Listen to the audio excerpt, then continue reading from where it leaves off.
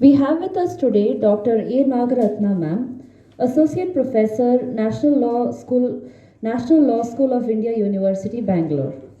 Madam has secured the first rank in both BAL exam from Bangalore University in 1997 as well as LLB exam from Bangalore University in 1999 and has received 5 gold medals in LLB from Bangalore University in 1999. She has qualified UGC NET for lectureship and was awarded the UGC Junior Research Fellowship both in 2002. She taught for over 5 years from 2001 to 2006 at Kerala Society Law College, Bangalore, and she joined NLSIU Bangalore in November 2006 as an assistant professor of law. She has been teaching legal research and methodology and IPR laws to the LLM Distant Education course, Kuvempu University, since 2002. Her areas of specialization include criminal law, cyber laws, and commercial law. Her areas of interest include jurisprudence, intellectual property rights, medical law and ethics, legal educational and professional ethics, and women and law. She has published several articles and contributed several chapters to various international and national journals and books. Her research work titled Patients' Rights Under Consumer Law was published by the Karnataka Institute of Law and Parliamentary Affairs in 2009. She has presented various research papers at international and national seminars, conferences, and workshops, and has attended national seminars as a resource person. She is a member of the review committee, the Masters in Hospitality Administration syllabus at Rajiv Gandhi University of Health Sciences, Karnataka, and also a member of the panel of experts, Information Technology Law, the LLM program, Karnataka State Open University in Mysore. She is a life member to the South Asian Society of Criminology and Victimology, and also a member of the International Institute for Information Technology Laws, Bangalore. I would now like to invite ma'am to kindly deliver her address on human rights and women, issues of gender justice. But before I start talking about the theme I've got to speak today, I again, like the previous panelists, congratulate the paper presenters. The last 2 papers which I got to hear were really very well researched as well as presented. The paper on manual scavengers and the conditions of Kashmiri women, of course, are few of the examples of issues that are bothering our society. But then the remedy in it lies in the way we not just make the law but implement the law, and most importantly getting sensitized about this issue. So most of the issues related to human rights are of this nature. So with that very brief comment about the paper, so let me start with the topic I'm supposed to talk today. That's about human rights in women. Most of the legal instruments are the ones that you're probably discussing since morning, so I won't repeat those. But otherwise, as we all understand, human rights are very important rights which we all are supposed to enjoy because of the fact that we're human beings. So this is something that we get from our birth. They're inalienable, indivisible, and extremely important. And the very term human right is a very comprehensive term, so which includes under its ambit various rights that a human being is supposed to enjoy throughout his life, from birth till the death. So this would also include the newer versions of human rights. For example, we also see it in the way the fundamental rights have been interpreted today through judicial decisions. Today, right to life is so wide that most of the authors and the judges have started calling this as umbrella right. Then when you look into other legal systems, right to life in most of the legal systems are generally seen as a procedural right. For example, if someone is arrested, his right as an arrested person, his right while facing criminal trial, his right to bail.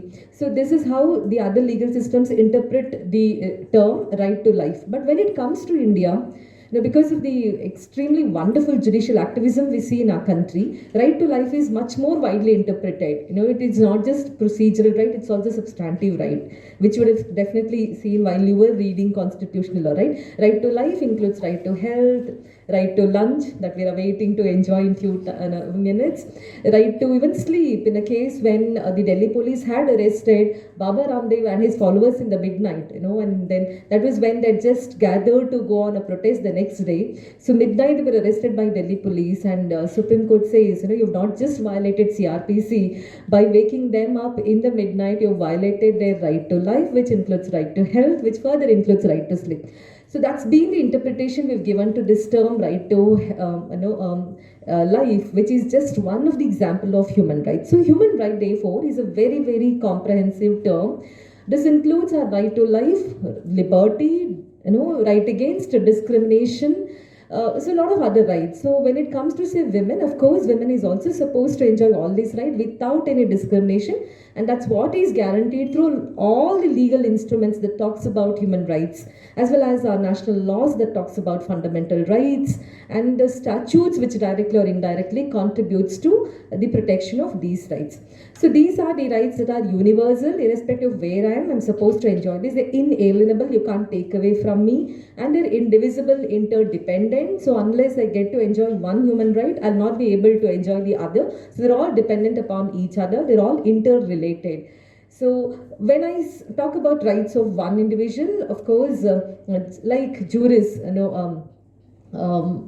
have also said that usually these concepts have their own correlatives. So rights would mean obligations on the part of another. It would mean duty on the part of another. So if it's our right, they are our entitlement. At the same time, they are the duties and the obligations of the state to ensure that these rights of ours are protected legally, guaranteed actually in the society. So therefore, states, including India, which is a member country to most of these international legal instruments that we've been discussing since morning, like UDHR, ICCPR, etc., they're obliged to ensure that these rights are protected in their country. So when it comes to India, of course, you see those protection also been extended through constitutional provisions in the name of fundamental rights, and also to an extent through directive principles. So I will again not get into these rights. This is something you've been discussing since morning. So what I'm just trying to say is almost all human rights are also equal to women rights, similarly vice versa. So women's rights are equal to human rights.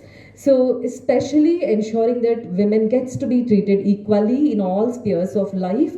She's free from violence, she's free from discrimination is something that's very, very crucial, and is being in fact is something that we should achieve because of the guarantees laid down through international legal instruments.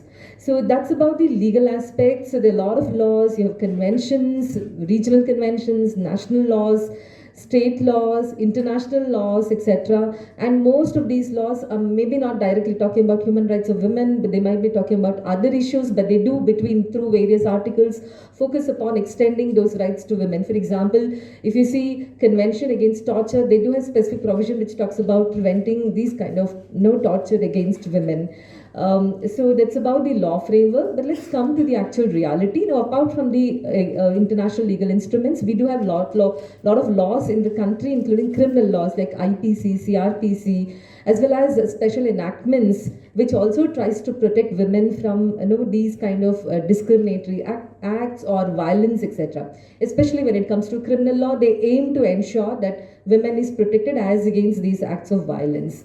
And most of these are getting periodically amended. For example, the Nirbhaya incident, the unfortunate Delhi gang rape case, led to amendments to IPC, and then parallelly amendments were made to CRPC. Right? So good or bad, but then these amendments are an indication that there is a strive towards ensuring better protection for women. But sometimes this also helps us to understand that what we have adopted is a reactive approach. You have a Nirbhaya incident, you immediately amend IPC. You have Mathura rape case, you immediately amend CRPC. So is that good or bad is another debatable issue. But law is very, very widely being extended today to provide this protection to women.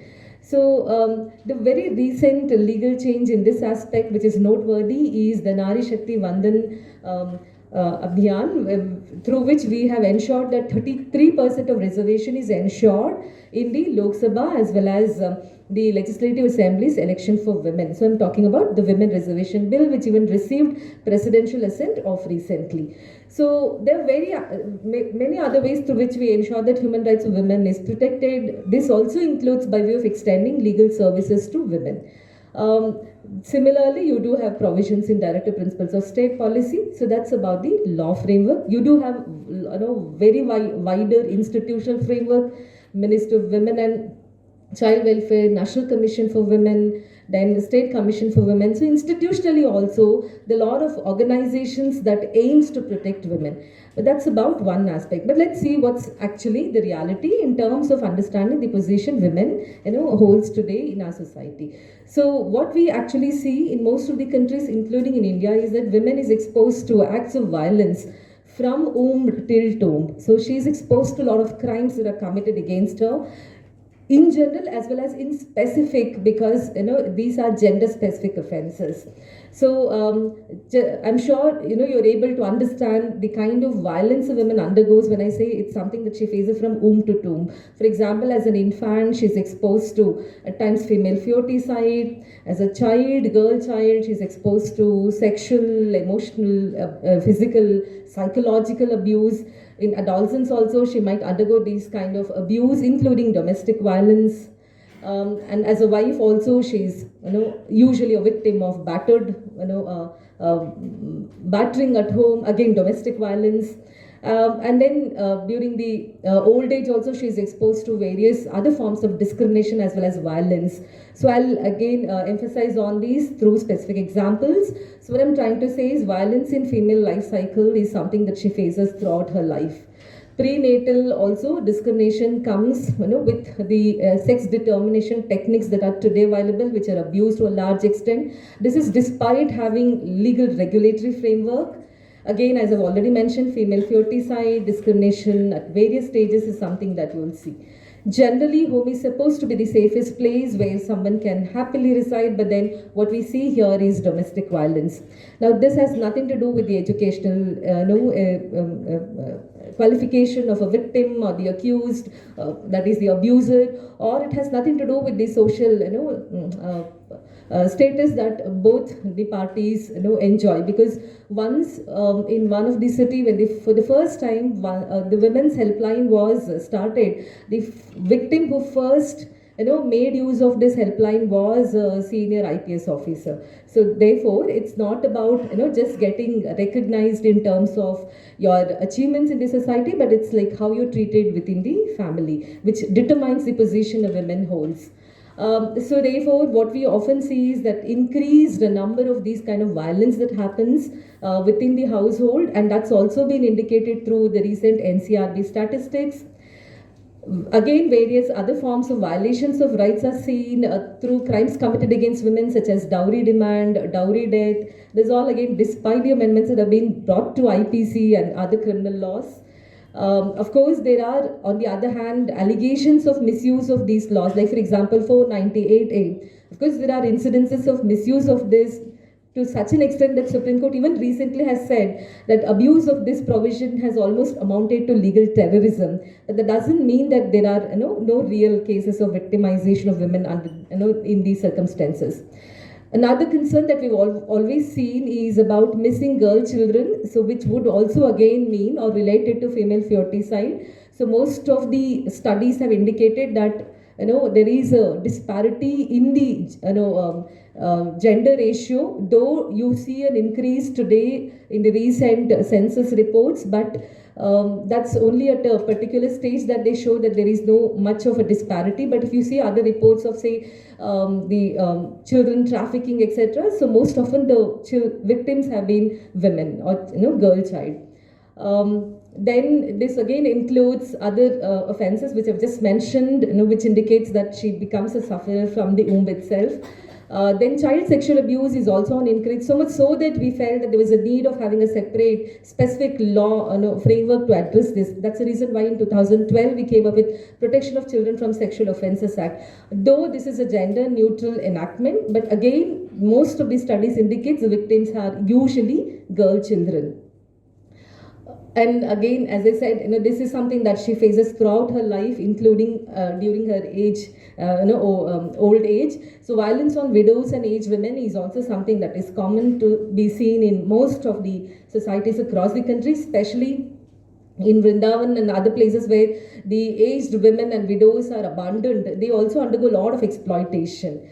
So on the whole, the problems associated with women, girl children, etc. are varied. So much so that this indicates that there's been clear violations of human rights. Because as I said, why I'm talking about these violence when the whole issue is about much more comprehensive in nature. It's about human rights protection. Because as I said initially, all these rights are inseparable. If you're violating one, then the enjoyment of the other itself becomes meaningless.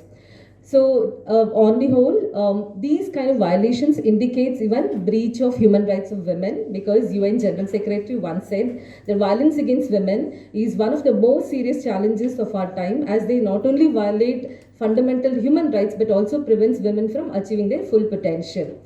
Apart from the offences that I just mentioned, what we also see is increased number of cyber crimes committed against women, and some of them are gender specific, like cyber stalking, cyber bullying, online harassment, etc., including workplace harassment, which is also taken today form of cyber crimes committed at workplace against women. And this is about the recent statistics. So in fact, every year you see increase in the number of offences committed against women. What are the solutions? So some of the paper presenters have already said that what is required is sensitization. Of course, there are many solutions that can come handy, but what is required is a collective approach. According to me, what is more important is raising voice against this violence. And who should raise the voice? Of course, everyone. It's a responsibility of every stakeholder involved, including the state also has a responsibility to discharge, plus civil society. Most importantly, women herself. Because it's not just the law, which comes as a solution to these problems. As late Nehru said, legislation alone cannot eradicate deep-rooted social problems, and the problems I'm mentioning are in fact social problems. What is required is awareness about these issues, and awareness about the legal solutions you have, and most importantly, raising your concerns when the need comes. I'll wind up my talk by just reading a poem, which I generally read when I talk about women's rights or issues that women faces in the society. So this is called I Got Flowers by Paulette Kelly. It says, you can just see how a woman generally perceives violence against her. Usually she hesitates in recognizing the problem that she's facing. Sometimes she tries to run away from the problem. Sometimes she tries to even run away from recognizing that she is becoming, a victim of a problem. So much so that at the end, at times she doesn't find any remedy against the problem she faces. So this is what she says. I got flowers today. It wasn't my birthday or any other special day. Last night we had our first argument. He said a lot of terrible things that hurt a lot, but I know he's sorry because I got flowers today. The next time, I got flowers today. It wasn't our anniversary or any other special day. Last night he bet me up. I fell on the floor and sore all over. I couldn't believe it was true. But I know he's sorry because he gave me flowers. Next time she says, I got flowers today. It wasn't Mother's Day or any other special day. Last night he bet me up again and it was worse than ever before. He choked me and struck me all. If I leave him, where will I get money? What about my children? What shall I do? But I know he must be sorry because I got flowers today. The last time she says, I got flowers today. Today was a very special day. It was the day of my funeral. Last night he finally killed me. If only I had left him. If only I had raised my voice. I wouldn't have gotten flowers today. So what is important is to raise voice against these kind of violations of rights that women has, and raise voice against discrimination, because the violence I'm talking about is only symbolic of various other problems that women faces. So human rights are nothing but human values which we should cherish, respect and protect. Unless we protect it for our own sake and for the sake of people who are living around us, I think these rights will become meaningless.